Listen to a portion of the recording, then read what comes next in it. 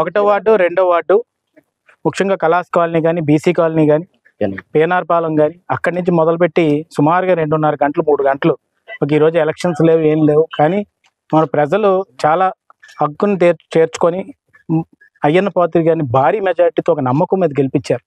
మొన్న 5 ఏళ్ళు కూడా రెండో వార్డులో కౌన్సిలర్ వేరేగా మనకి ఏదైనా చూసినా కానీ, కొన్ని కౌన్సిలర్లు వైఎస్ఆర్సీపీ గెలిచినా కానీ ₹1 తేలేపారు. ఇప్పుడే ఆడవాళ్ళు చెప్తున్నారు, ఆ వాయిస్లు తీసుకుంటే బాగుంటుంది. ఏంటంటే అది సంక్రాంతికి గంగిరెద్దులు వచ్చినట్టు వచ్చేవారండి. వచ్చి ప్రతి సంవత్సరం కూడా కొబ్బరికాయ కొట్టుకొని వెళ్ళిపోయేవారు. ఫోటోలకు మేమేమో వచ్చేస్తుంది, రేపు వచ్చేస్తుంది, ఎల్లుండి వచ్చేస్తుంది అంటే మేము ఏదో అనుకున్నాం. ఓ స్త్రీ రేపురా అంటారు చూడు పూర్వం, ఆ టైప్లోనేమో రేపు రేపు రేపు అనేది ఇప్పుడు గడిచిపోయింది. మరి మీరు వచ్చి కొబ్బరికాయ కొడుతున్నారంటే నేను చెప్పాను, అమ్మ వాళ్ళతో మమ్మల్ని పోల్చొద్దు.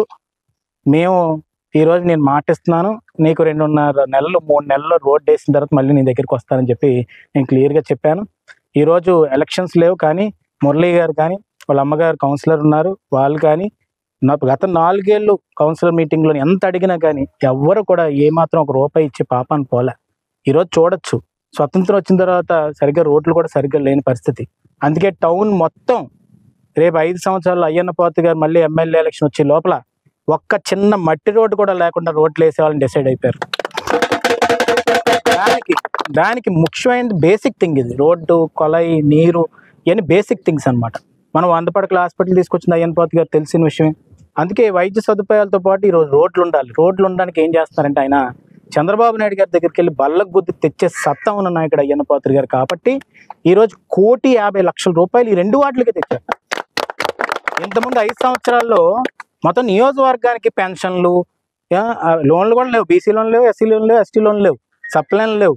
కానీ పెన్షన్లు ఇన్ని ఇచ్చాం, ఎన్ఆర్ఈజీఎస్ ఫండ్, ఆ సెంట్రల్ గవర్నమెంట్ ఫండ్ ఏం చేసేవారు వీళ్ళు, ఇగో నేను అభివృద్ధి చేశానని చూపెట్టేవారు. ఇప్పుడు కళ్ళకు కనబడుతుంది అభివృద్ధి. ఈరోజు ₹1,50,00,000 నీకు 8 నెలల్లో తీసుకొచ్చారు. మొత్తం టౌన్ మొత్తం నేను చెప్తున్నాను, ఈరోజు ₹20 కోట్ల ఈ 8 నెలల్లో తీసుకొచ్చారు. అంటే సుమారుగా నెలకి 2.5 కోట్లండి తీసుకొచ్చింది అయ్యన్న పాత్రుడు గారు. అంటే ఆయన ఆఫీస్లో కూర్చొని చిత్తశుద్ధితోటి భుజస్కంధాల మీద నర్సీపట్నం టౌన్ బాధ్యతను తీసుకొని ట్యాంక్ బండ్కి కూడా ఈరోజు 4.5 కోట్లు తీసుకొచ్చి ఈరోజు నేను చెప్తున్నాను, రాసుకోండి, ఇది ఫ్యూచర్ నేను చెప్తున్నాను. హైదరాబాద్ ట్యాంక్ బండ్ తల తీసేలాగా ఈరోజు ఈ ట్యాంక్ బండ్ రాబోతుంది. రేపు రానున్న రోజుల్లో ప్రతి ఒక్కరు కూడా ఆ ట్యాంక్ బండ్ బయట ఊర్ల నుంచి వచ్చి చూసే పరిస్థితికి తీసుకొచ్చి దాన్ని సుందరంగా తీర్చిదిద్దామని ఈరోజు మీ అందరి ముందు మాటిస్తున్నాను.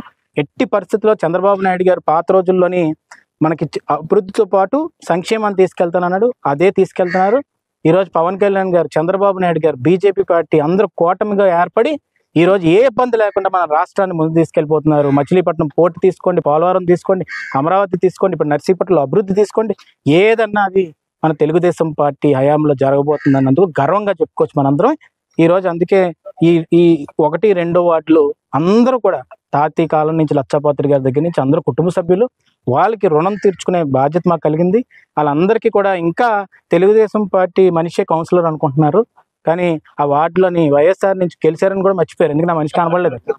కాబట్టి దయచేసి మిమ్మల్ని కోరుతుంది ఏంటంటే, రేపు రాను రోజుల్లో మంచి వ్యక్తుల్ని భుజాల మీద పెట్టుకోండి. మంచి వ్యక్తులు పెట్టుకోవడం వల్ల అయ్యన్న పాత్రుడు గారి దగ్గరికి వచ్చి అన్న ఈ సమస్య ఉందని చెప్పి సత్తా ఉండి తీసుకొస్తారు. కాబట్టి ఈరోజు మురళీ గారిని కానీ, ఇక్కడ టీం మొత్తాన్ని కానీ, కౌన్సిలర్ గారిని కానీ అందరినీ నేను అభినందిస్తుంది ఏంటంటే, వాళ్ళ సమస్యలను అయ్యన్న పాత్రుడు గారి దగ్గర తీసుకొచ్చి చేయించుకున్నారు. కాబట్టి వాళ్ళకి కృతజ్ఞతలు తెలుపుకుంటున్నాను. Thank you. ముఖ్యంగా అందరికీ ఈరోజు 28వ వార్డుకి రావడం జరిగిందండి. దాంట్లోని భాగంగా అయ్యన్ కాలనీ కూడా, ఇక్కడ గుర్రాల రోడ్డు కానీ, అయ్యన్ కాలనీ కానీ ఇవన్నీ కూడా 28వ వార్డులోకి వస్తాయి. అయితే ఇక్కడ ఏమైందంటే, ఈ అయ్యన్న కాలనీకి సంబంధించి పాత కౌన్సిలర్లు ఉన్నా ఎవరున్నా కానీ ఒక రోడ్డుకి కానీ ఒక డ్రైన్కి కానీ ఎక్కడ పట్టించుకోలేదు. కానీ శ్రీకాంత్ గారు వచ్చిన తర్వాత మనకి పద్మావతి గారికి చెప్పడం, అయ్యన్న పాత్రుడు గారికి చెప్పడం, నిరంతరం కూడా దాని గురించి కృషి చేసి ఎట్టి పరిస్థితుల్లో కూడా ఈ రోడ్లన్నీ నేను వేయించాలండి. ఈ 4 ఏళ్ళు నేను ఎంత మాట్లాడినా కూడా మనకి చైర్మన్ గారు కానీ ఎవరు కూడా ఎక్కడి నుంచి స్పందించకుండా నాకు ₹1 ఇవ్వలేదు. ఎట్టి పరిస్థితులు చేయాలంటే ఈ 8 నెలల్లోనే ₹1,08,00,000 ఈ ఒక్క వార్డుకి ఇవ్వడం జరిగిందండి. ఈ ఒక్క వార్డుకి. ఇంతకుముందు మీరు చూస్తే 5 సంవత్సరాల్లో నాకు తెలిసి మొత్తం నియోజకవర్గానికి అంత తీసుకొచ్చారో లేదో నాకు డౌటే. టౌన్ కూడా తేలేకపోయారు. కాబట్టి నేను ఒకటే చెప్పదలుచుకుంది ఏంటంటే, ఈరోజు అయ్యన్న పాత్రుడు గారి నాయకత్వంలో అయ్యన్న కాలనీ మొత్తానికి కూడా ఆయన పేరు పెట్టుకున్నందుకు ఈరోజు ఎక్కడ ఒక రోడ్డు ముక్క కూడా మిగలకుండా ఎట్టి పరిస్థితుల్లో మట్టి రోడ్డు అనేది లేకుండా డ్రైన్స్తో పాటు ఎట్టి పరిస్థితుల్లో కూడా చేసే బాధ్యత మేము భుజస్కంధాల మీద వేసుకున్నాం. ఇప్పుడు నర్సీపట్నంలో వచ్చిన 20 కోట్లలో ఇంకా లాస్ట్లో కూడా మనకి ఇంకో కొన్ని నెలల్లో కూడా మిగతా మెయిన్ ప్రయారిటీ ఉన్న రోడ్లన్నీ కూడా మేము చెప్పడం జరిగింది. ఇక్కడ ఇంకో ప్రాబ్లం ఏంటి, ఎక్కడ పడితే అక్కడ కొన్ని సందులు ఉంటాయి, కానీ అయ్యన్న కాలనీలోని కలాస్ కాలనీలో పిఎన్ఆర్ పాలనలో ఏంటంటే ఒక హైవే లాగే ఉంటాయి.